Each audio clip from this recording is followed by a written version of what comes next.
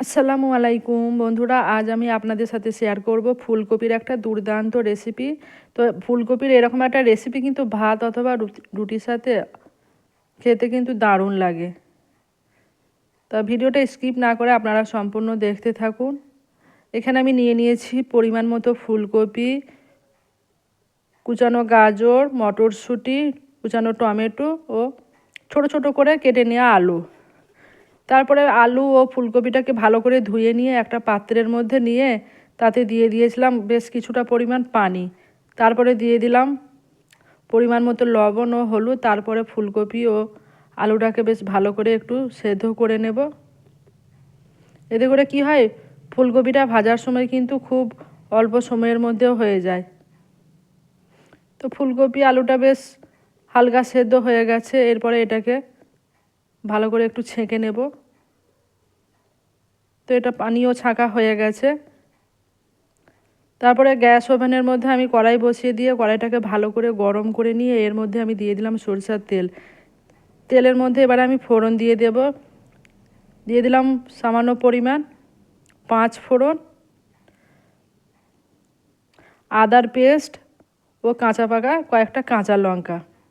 যে কোনো সবজি রান্না করার সময় আপনারা সবজির মধ্যে সরাসরি আদা বা রসুনের পেস্ট না দিয়ে এরকম তেলে দিয়ে ফোড়ন দেবেন, দেখবেন সবজির স্বাদটা কিন্তু আরও অনেক বেড়ে যায়।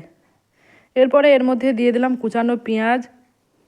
পেঁয়াজটাকে দিয়ে বেশ ভালো করে একটু নাড়াচাড়া করে নিচ্ছি। তারপরে দিয়ে দেব কুচানো টমেটো ও কেটে রাখা গাজরটা। তারপরে সমস্ত কিছুকে বেশ ভালো করে একটু নাড়াচাড়া করে একটু বেশ ভেজে নিচ্ছি।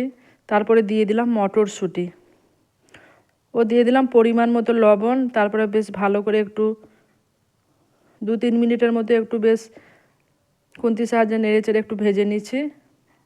এরপর আমি এর মধ্যে দিয়ে দেব মশলা। দিয়ে দিলাম লঙ্কা গুঁড়ো, জিরে গুঁড়ো, ধনে গুঁড়ো। তারপরে সমস্ত কিছুকে বেশ ভালো করে একটু ভাজা ভাজা করে নিলাম। এরপরে এর মধ্যে আমি দিয়ে দেব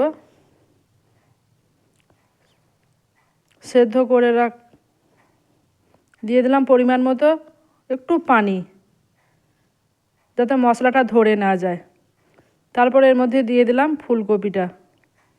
ফুলকপি ও আলুটা দিয়ে বেশ ভালো করে একটু খুন্তির সাহায্যে ওপর থেকে নিচে পর্যন্ত একটু নাড়াচাড়া করে নিচ্ছি। আজকের এই রেসিপিটাতে কিন্তু আমি খুব একটা মশলা ব্যবহার করিনি। শেষে যে মশলাটা দেবো সেটাতেই কিন্তু একটা আলাদা টেস্ট আসবে। তো ভিডিওটা আপনারা দেখতে থাকুন। তো এটাকে আমি 2-4 মিনিটের মধ্যে একটু ঢেকে দেবো, যাতে একটু আরও ভালো মতো সেদ্ধ হয়ে যায় ফুলকপি ও আলুটা। তারপরে ঢাকনাটা খুলে আবারও বেশ ভালো করে একটু নাড়াচাড়া করে দিচ্ছি। এরপরে এর মধ্যে দিয়ে দিলাম কুচানো ধনে পাতা দিয়ে বেশ ভালো করে নাড়াচাড়া করে নিচ্ছি। তবে আলু ও ফুলকপি সবই সেদ্ধ হয়ে গেছে। ফুলকপির এরকম একটা রেসিপিতে কিন্তু একটু হালকা মিষ্টি মিষ্টি ভাব না হলে বেশ জমে না, তাই একটু হালকা করে চিনিও দিয়ে নিলাম। সব শেষে আমি দিয়ে দিলাম শুকনো খোলাতে আমি 5 ফোড়ন ভেজে গুঁড়িয়ে নিয়েছিলাম, তাই 5 ফোড়নের পাউডারও একটু দিয়ে নিলাম। এটা দেবার ফলে কিন্তু একটা আলাদাই টেস্ট আসে ও তরকারির সেন্টটাও কিন্তু অন্যরকম হয়ে যায়। তো এখানে আমার ফুলকপি আলুর রেসিপি রেডি হয়ে গেছে। এটাকে এবার পরিবেশন করার পালা। তবে ফুলকপিটাকে কিন্তু আমি খুব একটা ঘেঁটে দেব না, একটু গোটা গোটা রেখে দেবো, যাতে খাবার সময় মুখের মধ্যে ফুলকপিটা ঠেকে। তো ভিডিওটা কেমন লাগলো অবশ্যই জানাবেন। সবাই সুস্থ থাকবেন, ভালো থাকবেন। আল্লাহ হাফেজ।